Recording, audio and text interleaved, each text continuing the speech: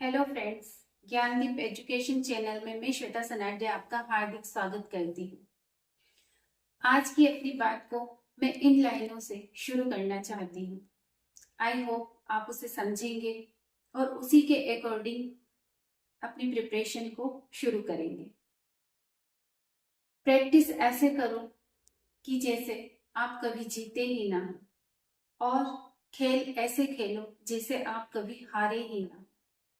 कहने का तात्पर्य यह है कि जब हम कोई भी कंपटीशन एग्जाम देते हैं तो उसकी तैयारी करना जब शुरू करते हैं तो सबसे पहले हम क्या करते हैं, हम दूसरों से पूछते हैं, तुमने कौन सी बुक से पढ़ाई की, तुमने कौन से नोट्स से पढ़ाई की, तुमने कितने घंटे पढ़ाई की।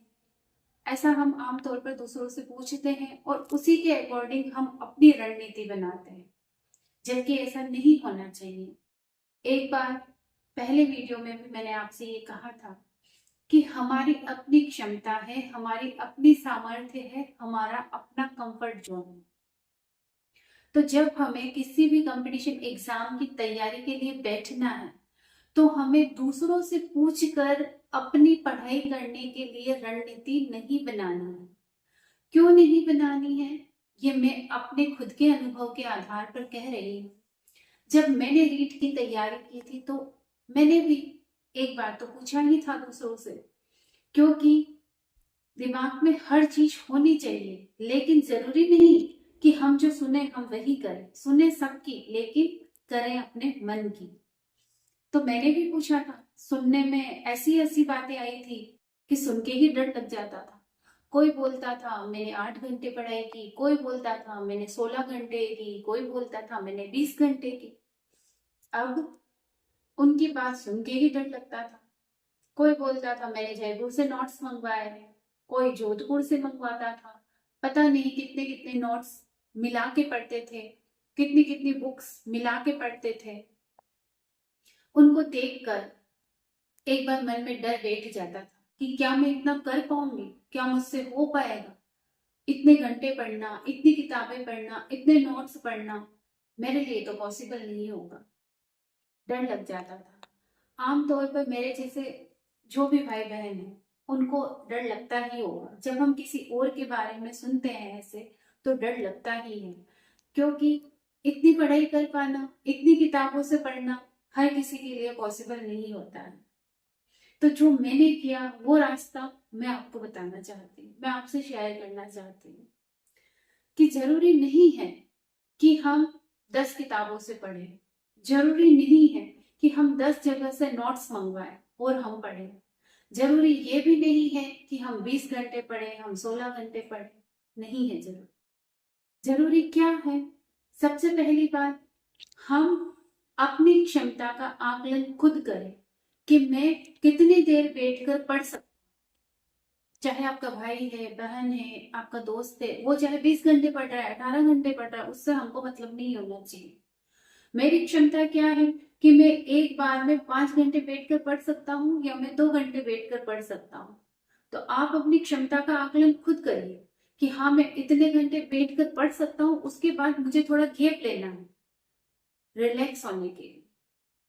पढ़ाई तब तक ही करें जब तक कि पढ़ी हुई चीज आपके माइंड के अंदर जा रही है। जब पढ़ा हुआ आपके ऊपर से होकर गुजरने लग जाए कि नहीं अब कुछ समझ में नहीं आ रहा है, तो नहीं पढ़ना। उसी समय किताबें बंद कर दीजिए और अपने माइंड को रिलैक्स करने के लिए बाहर निकल जाइए, घूमिए फिरिए या फिर ऐसी एक्टिविटी करिए जिससे आपको रिलैक्सेशन मिले।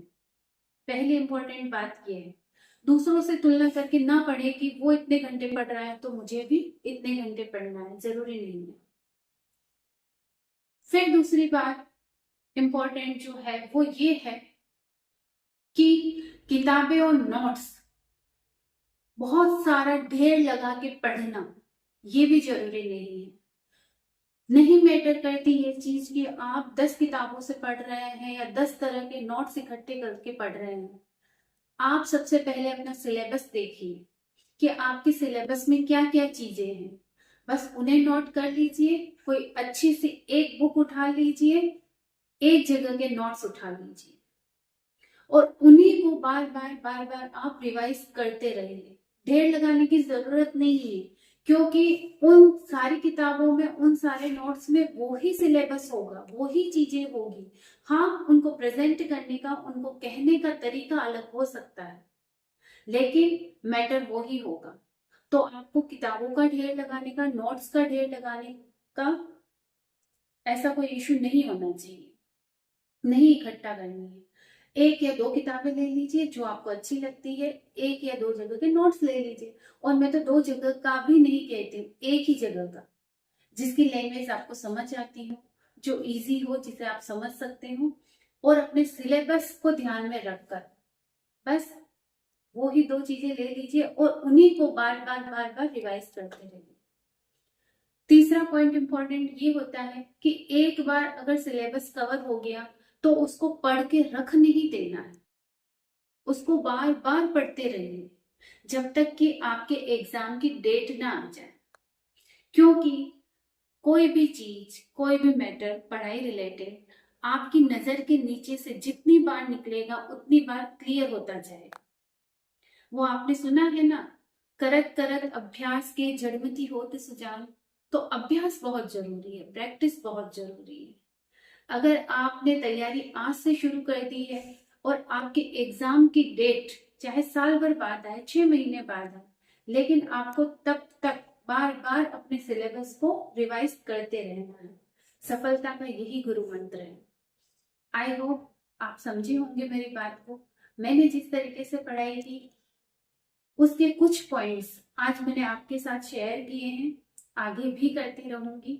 और उम्मीद करती हूँ आप अपनी प्रिपरेशन करते टाइम इन बातों का खास तौर से ध्यान रखेंगे। डर के नहीं पढ़ना है, टेंशन फ्री होके पढ़ना है, और दूसरों से तुलना करके नहीं पढ़ना है। आप अपने अकॉर्डिंग पढ़िए, यही सफलता का सबसे बड़ा गुरु मंत्र है। Thank you.